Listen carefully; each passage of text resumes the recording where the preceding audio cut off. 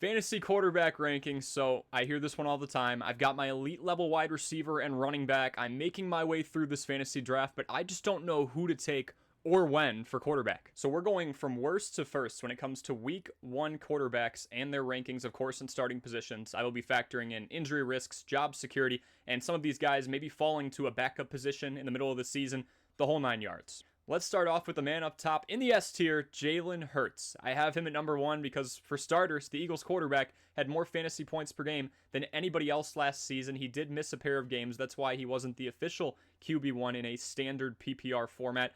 But he's everything you could ever want in a quarterback, right? Improved passer through each of his first 3 years with phenomenal weapons. We're talking A.J. Brown, Devontae Smith, a pass-catching backfield now, of course, with DeAndre Swift and Rashad Penny, and of course, the rushing aspect. He has cleared 750 rushing yards in each of the last 2 years. Jalen Hurts is a no-brainer in the first couple of rounds for me. Next up, Patrick Mahomes. After losing a top 3 receiver in the entire league in Tyreek Hill, Mahomes set a career high in passing yards last season with over 5,200 of them. He has the best tight end in the game in Travis Kelce. He did lose Juju Smith-Schuster, meaning a healthy Kadarius Toney should have an increased role along with Sky Moore as well. But it's really hard to doubt a guy like Patrick Mahomes, regardless of the weapons at his disposal. Even Noah Gray, will see him get an increased role this season as well. He is going to excel.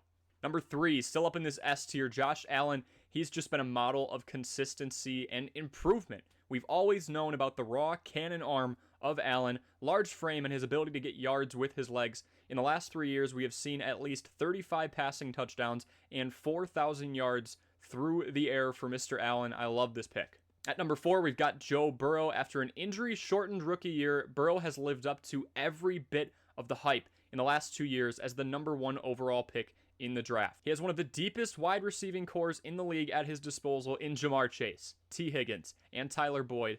He had the injury scare in the preseason, but even if Joe Burrow misses a week or two, I'm still calling him a top 5 quarterback, and he is worth taking the risk of missing out in the first week or two because of the production that you'll get out of him throughout an entire season. Let's go down to the 8s here. These guys are still phenomenal picks. We'll go with Trevor Lawrence. He rivals Joe Burrow for the quarterback with the deepest wide receiving core. Calvin Ridley, Christian Kirk, Zay Jones, Evan Ingram out at tight end, and Travis Etienne are all dangerous weapons in the open field and all phenomenal pass catchers as well. We saw a vast improvement in year 2 for Trevor Lawrence. The defense is getting the offense the ball more. They get more time of possession.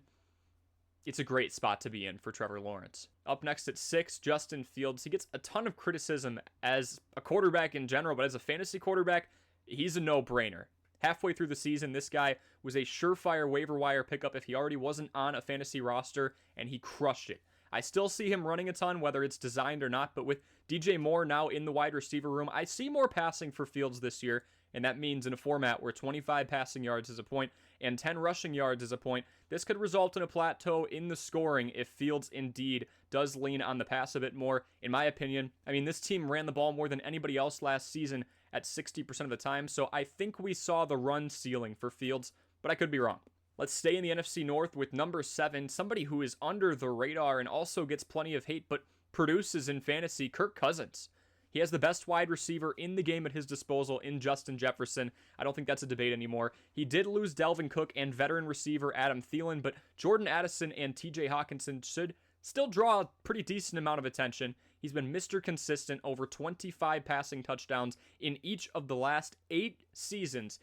Kirk Cousins has also had over 4,000 passing yards in 7 of his last 8 years. Behind him, Tua Tagovailoa. Guess what I'm going to say about this one? It is all about staying healthy. We saw some of the scariest injuries in the entire year with Tua Tagovailoa on a pair of occasions last year. He has the best 1-2 punch at wide receiver in the game with Tyreek Hill and Jalen Waddle. Hill was wide receiver 2, Waddle was wide receiver 8. They both have blistering speed.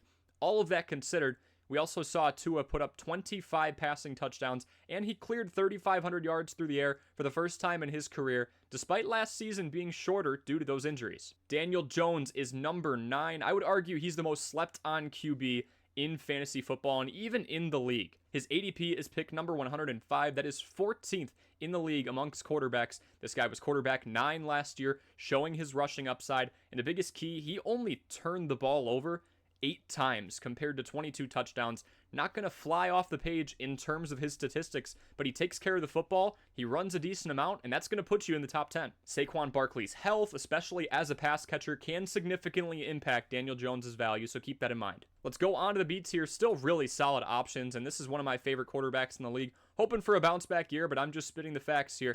Justin Herbert, this guy's electric. He set the record for the most passing yards by any quarterback through their first 3 seasons following his 2022 campaign. Wide receiver health here is going to be everything. Can Keenan Allen and Mike Williams, who both missed a decent chunk of games combined last season, stay out there so that this team can score more through the passing game? That's the question we have to ask ourselves, and that's something that's heavily going to dictate Justin Herbert's ceiling as a fantasy quarterback. Lamar Jackson is number 11 here, still in the B tier. He's still a dynamic rusher who, through the first 5 years of his career, has rushed roughly 10 times per game on his own. That's something you can pretty much count on over the course of his career. Even as he gets older, he's still tucking and running and calling his own number a decent amount. Lamar did only play in 12 games last season, and now he has missed 9 games combined in the last 2 years. Rashad Bateman being healthy could change some things, but otherwise the addition of OBJ, who is coming off of a pair of knee surgeries, doesn't change much for Lamar's passing ceiling, in my opinion. Jared Goff right behind him, another under-the-radar guy. He is coming off of a resurgence year with Detroit. That was a team that almost made the playoffs, but played spoiler against the Packers last season. Jared Goff has a top 10 wide receiver in Amon-Ra St. Brown at his disposal. He threw for 4,000 yards for just the 3rd time in his career last season, and I'm looking for another great campaign for Mr. Goff. From one comeback story to another, let's go to Geno Smith, one of the greatest comeback stories out there, specifically at the QB position. From seemingly lifelong backup to star in Seattle, he took the job from Drew Lock. Geno played out of his mind in 2022 with over 4,000 passing yards and 30 touchdowns as well. DK Metcalf is that solidified number 1 and a dangerous one at that. Tyler Lockett is getting up there in age, but has learned to protect his body. If you've noticed a lot in film, just look at any highlights of Tyler Lockett. He doesn't take a lot of contact. He dives down, which is good. It means he'll be around for a while. JSN looks to be a promising wide receiver 2 candidate. He could take over for Tyler Lockett, but now he's got an injury. Behind Geno Smith, we have Aaron Rodgers. While Aaron Rodgers will make the Jets better, I'm not sure the Jets make Aaron Rodgers better, fantasy-wise at least. Now hear me out on this. He'll have Garrett Wilson and a phenomenal run game in Breece Hall and now Dalvin Cook. But at the end of the day, he's working with super young playmakers. That is the same type of cast that he had trouble with getting on the same page as in Green Bay. I don't see much of a jump in production for a guy who's about to turn 40 years of age. Maybe the Jets do fine, but I'm not seeing a 30, 35, 40 touchdown season for Aaron Rodgers. I think it'll be a more complete effort, especially with that run game. Now on to the C tier. Here's Dak Prescott. Turnovers have been a festering issue for Dak. He does have volume with 3 4,000-yard seasons to his name so far. CeeDee Lamb has turned into a superstar receiver, but Dak's 15 interceptions last season were a career high. I'm not thrilled about that. Deshaun Watson comes in at number 16. He will be a week 1 starter for the first time in 3 years. That extra prep time, at least I'm assuming, should help him out, but this team still operates around Nick Chubb. Make no mistake. Chubb is a 3-down back, one of the few left in the league, and he should take up plenty of touches. Deshaun Watson's going to get his chances, especially with an underrated wide receiver 1 in Amari Cooper. Next up, Derek Carr. New change of scenery for Derek Carr, but a lot of question marks in New Orleans. For example, will Michael Thomas stay healthy, and how much of the focus will be on the run with Alvin Kamara not playing through the first 3 weeks?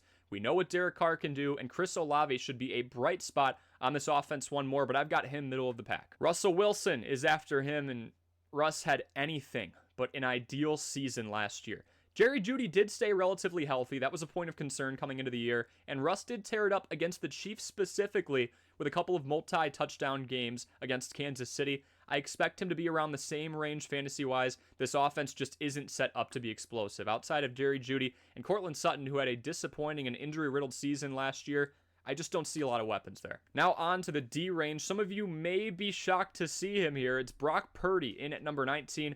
I will say this, what a story for Brock Purdy. Mr. Irrelevant, the last pick in the NFL draft, takes over halfway through last year and almost pushes San Fran to the Super Bowl before he got hurt. I expect Purdy to have another productive year. It's going to be a larger sample size, but this team is still built around the run, especially with Christian McCaffrey on the roster. From the new man in San Francisco to the one he's replacing and now is moved over to Las Vegas, let's talk about Jimmy G. Jimmy Garoppolo has one of the best receivers in the game at his disposal now in Davante Adams, but Josh Jacobs tore it up last year and will likely see more volume until the new guy in town in Jimmy G gets comfortable. Kyler Murray is after him at the number 21 spot here in the preseason. This team in the Cardinals is essentially rebuilding. DeAndre Hopkins is gone, and it's going to be up to Hollywood Brown to keep things interesting, to hold the fort down as the wide receiver one.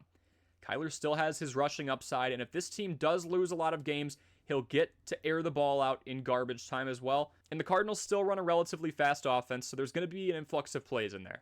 Kenny Pickett is at number 22. Pickett looked far more comfortable in the second half of his rookie season. First half was rough for sure, but even after he made the turn following the bye, he had 5 passing touchdowns to 1 interception. We'll see what Deontay Johnson and George Pickens bring to the table, but this team is so young overall, even Pat Freiermuth as well. I feel like we have to wait for a little more development to happen before Kenny Pickett can be a reliable quarterback option in the fantasy world. Matt Stafford is behind him. This offense was beyond bruised up last year. Cooper Kupp went down, Matt Stafford goes down, Allen Robinson was in and out of a lineup.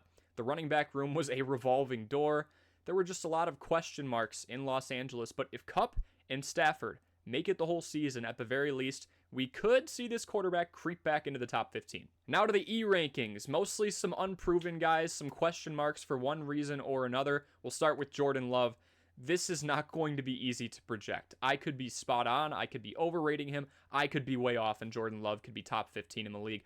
But I think that Jordan Love obviously has some speed bumps in his true year number 1. With that being said, Jordan Love did sit behind a future Hall of Famer for 3 whole years and has an explosive wide receiver 1 in Christian Watson at his disposal this year. I see Matt LaFleur leaning heavily on the 2 veteran running backs this season, and that's mainly my reason for having Jordan Love in the E tier at number 24.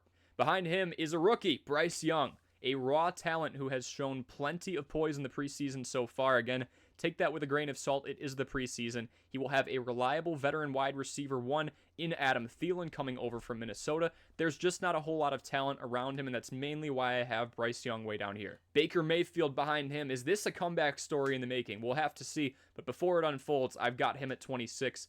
Mayfield has a decent amount of talent around him. Chris Godwin and Mike Evans are a pair of top 25 wide receivers year in and year out. The question for Baker is going to be, can he lay off of those heavy coverage throws, and can he operate in a cluttered pocket? The offensive line, as we saw time and time again with Tom Brady last year, was struggling. Now another rookie, Anthony Richardson over in Indianapolis. This is a phenomenal raw talent with a cannon of an arm. For goodness sake, on his pro day, he hit the roof, right? We've all seen that video. There's just not a ton of talent around Anthony Richardson. Jonathan Taylor was now granted the right to look for a trade, so his fate is entirely up in the air right now, and the O-line has been anything but optimal the last couple of years. Desmond Ridder is right behind him, finishing out the E tier at 28. Ridder operates in a run-heavy scheme in Atlanta, and that shouldn't change much with the entrance of Bijan Robinson. If Ridder can get a little more involved in his legs, maybe he rises up a bit, but for now, I've got him down here. And now the F tier. These guys, unless you are really, really, really reaching for something and in dire need of a quarterback that has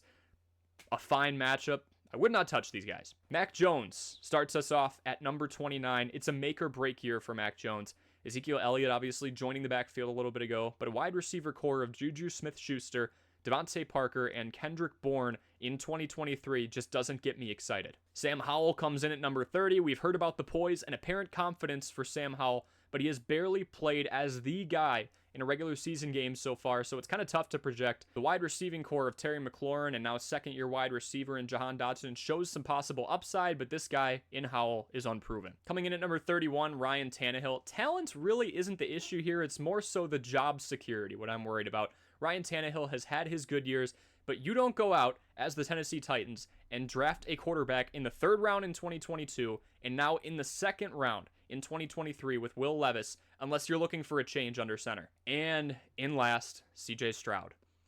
CJ Stroud struggled against backups in preseason, at least through the first couple of weeks. He looks panicked out there, and he is not surrounded by much talent at all. This team in Houston is at ground zero, and that is why I have Mr. Stroud at rock bottom. Thanks for watching. As always, make sure you drop any fantasy football questions that you may have in the comments section below. Stay tuned for more live streams and videos in the coming days, and have a wonderful day, everybody.